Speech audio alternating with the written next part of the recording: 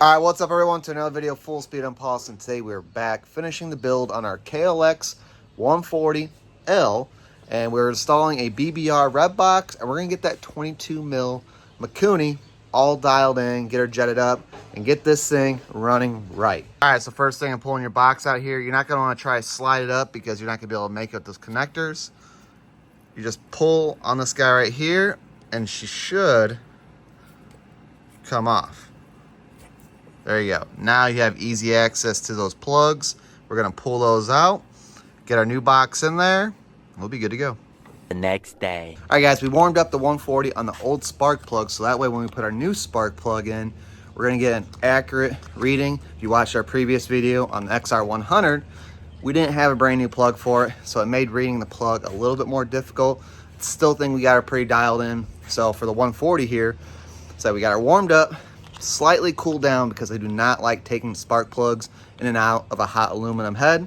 So we're gonna get this plug in here, just give her a couple minute warm up, rip her down the road, rip her wide open on the way back, shut her off while she's still wide open, and then coast her in, and then we're gonna let it cool down for a second, and then we're gonna check that plug and see what we're running at.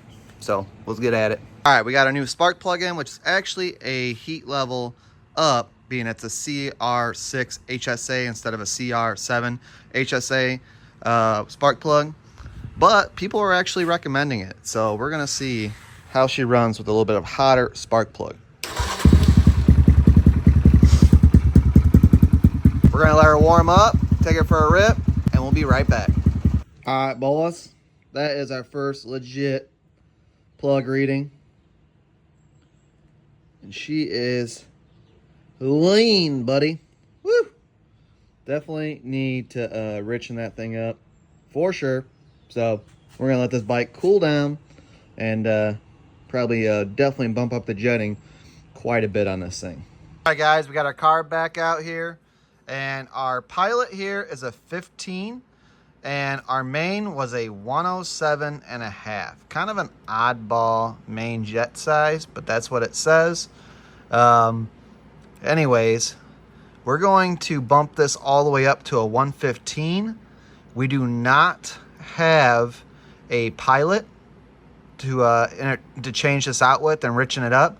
So we're going to run this as a 115. And then what we're going to do is we're actually going to change our clip position on the needle. And we're going to put that actually all the way down, which will be at the richest position. So technically right now, the bike wasn't backfiring or doing anything like that. So we might be actually pretty close. And as far as the area of this thing being jetted halfway decent, it might just be a smudge on the lean side.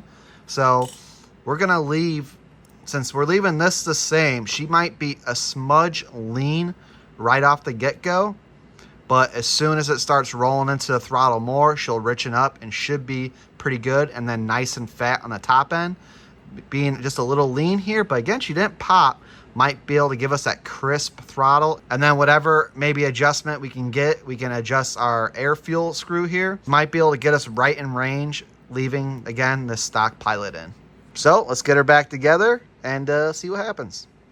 All right, so far she's idling all right. We had to turn up our idle a little bit, but she's pretty good. Forgot to change the clip position, but that's all right. We're just gonna run her out how she is and then see what happens. The slight issue we have right now, it's like 12 o'clock at night.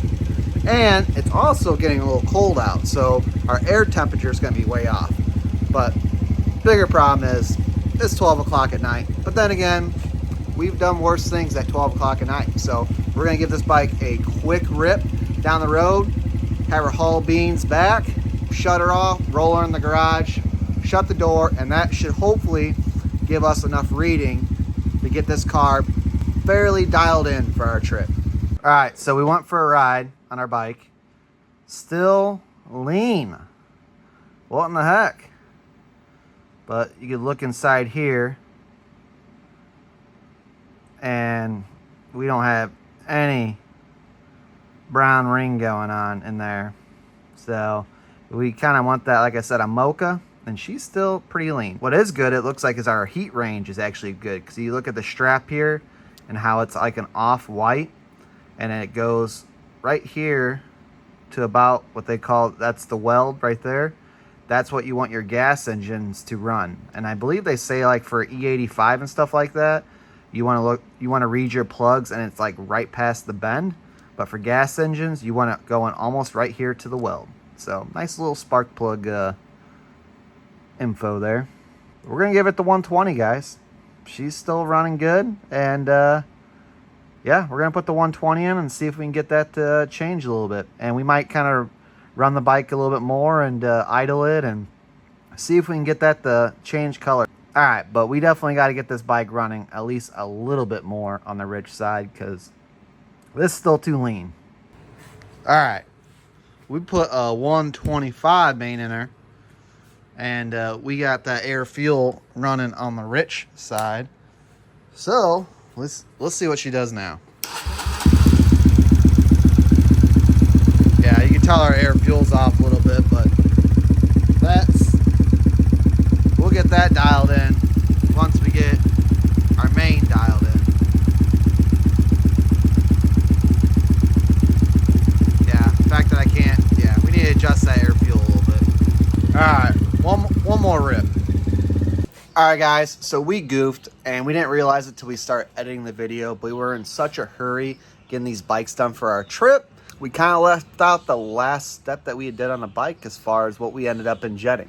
So what we ended up injetting on this bike here is a 115 main with your needle clip set dead at the middle, which I would say now, I think I would go one clip down to make it a little bit richer. Even though it does seem like it idles on the rich side, but it kind of lean pops on the mid just a little bit. But full throttle, she's great. So we did some plug readings right after, and they were coming out pretty good. Now we're finishing up this video after we already done our trip, and this plug here has 140 miles on it. We had a great time. Bike ran completely awesome, but here's a couple things I want to talk about, and we're going to address in an upcoming video.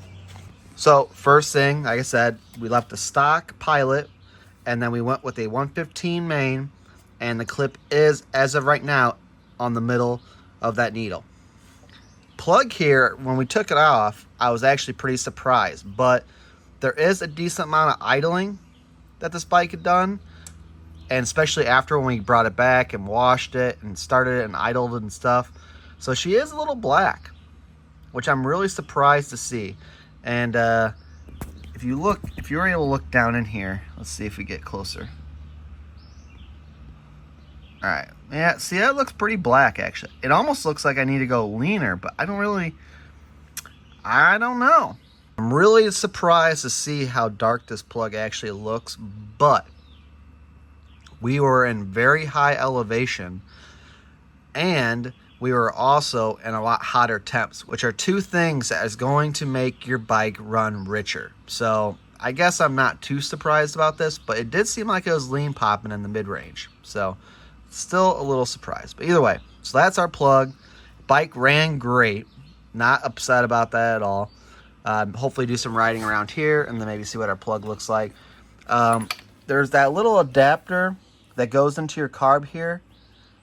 I was not 100% sold on that, because when you go to bolt that up, you're gonna see that there's a little bit of a step in there because it doesn't line perfectly up, being that your carb hole is so big and then the adapter is smaller, so it's causing a little step in, which I'm not a fan of at all. But again, the bike did run really good. Like, I was super happy to where I'm not even thinking about a big bore right now. Okay, I am thinking about the big bore, but we don't really need it right now. Like, the bike is running so good with this setup. So I don't know, I might just do it for you guys just to do the video, and of course, you know, big bore power. I mean, more power is always going to be better. And I've even considered doing the big bore and taking this cam back out so I can gain more of my bottom end and all that, because that cam does rob your bottom end power. So you won't have that bottom end power. You're going to be shifting a little bit more, but it does give you good top end power. I will say that right now with this cam. Another thing I want to do is I want to actually take that adapter off that we have on our 22 mil. I want to see if I could polish it and take a little bit of that lip off there so it has a smoother flow going in. And honestly, if I can get that done and the bike runs great still, I might keep this setup for a little bit because we got some good footage coming for you guys. We got some cool builds that I cannot wait to show you guys. All right, but that's what our jetting is. That's what the deal's going on and all that good stuff. So here's the rest of the video. Enjoy. All right, guys, another quick little upgrade we're going to do is a 12-tooth sprocket. And what's great about this is if you don't have any big bore work or anything like that, let's be honest, this fifth gear 140 just don't have enough power to get all the way through the gears in a timely manner. So what we do is put this guy in here, and it's going to give you more acceleration, and she's just going to feel good. Whether you're on the track or in the woods, it's going to be a good thing. So let's get this installed too. All right, so we're on to our next little performance mod here. We just kind of actually came in here to clean the air filter, and then we were looking at our little arrestor screen for your air filter for any like backfires and stuff like that. We're going to remove that, and a lot of people do remove this for better airflow. And I mean, there'll be some people saying like, you shouldn't remove that. Well, you know, we're here for performance. So we're going to remove that. And if you don't believe that that can make a difference, just try blowing through this screen and then just blowing on your hand, and big difference. Like, this is definitely restricting you. And even on our boys like CRF 110 there, they make a legit kit for that, being, it's called like the stealth intake tube or something like that. It eliminates their big spark arrestor screen in their air filter. So definitely necessary. And another thing, just to take this off here too, or you have your tube down here, but it's probably just easier, honestly, to pull this off. It was 4 screws and a bunch of oil just poured out of this thing. Probably not blow by because, again, this motor is in pretty good shape still. It could have been at any time we had tipped the bike over on its side, whether it was wrecking, whatever, and then oil went through the, got on the top end, and then when we fired it up, it could have blew it through, whatever. Oil was in there. From 08, since the first time this thing's ever been taken off, there's some oil in there.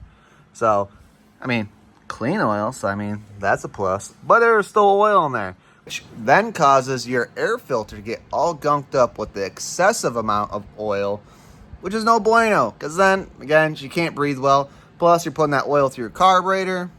Again, not the greatest. So, just a great way to kind of keep performance as far as double checking that, making sure your air box clean out, making sure you have a clean air filter is a great cheap mod / just self-maintenance on keeping up that performance.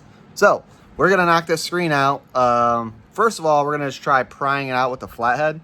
We were able to get that actually on a Klx110 we just did, but if not, then all you do is kind of grind these off a little bit, these little button tabs here, and then that screen pop right out.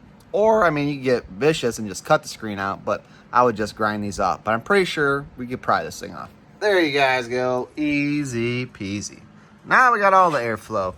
So, however this guy goes in, something like that, we're gonna put that thing back in there, get those screws back in, get our air filter back in once it's done drying.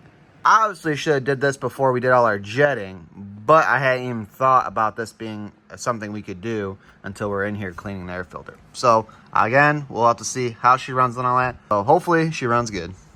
All right, so just to show you guys one more time, this is the other airbox mod that some guys do, is that all they do is they literally pull this boot out and they're like, airbox mod, which I get it. I mean, it is more open, but I mean, look at the direction of this. It's got a real nice flow to it. I mean, I don't see much restriction happening here. Like, I don't know. And the guy's even talking about putting breathers in, but like, what are you gonna do? Put breathers in right here where mud's gonna directly go in? And are you gonna clean those little pre-filter hole breathers? Like, no. And then the bottom here, that would be like a bad decision. And then there's no room on top. And I kind of worry that maybe some guys are actually putting those things on the other side where there's not even an air filter to protect it. So, I don't know. I kind of think that this in here is kind of a safe move. You can see all the mud. She is really muddy because we sunk this thing in a mud hole that took 3 guys to pull out of this thing. Like, it was rough. Go back to our Windrock videos, you'll be able to see that. And it It was a good time, though. It was a good time. But long story short, the snorkel here, I think, does the job. It helps direct from any water going directly in, which is a win in my book. So whatever little smudge gain or performance you might get, the insurance policy on that snorkel is definitely worth it. All right, so that's about it. So we're gonna get this bike all buttoned up now, and then we'll be able to show you guys the bike fully done, looking crisp. All right, guys, here's the 140. All done now. We're gonna do a quick fire up for you guys before we send you off.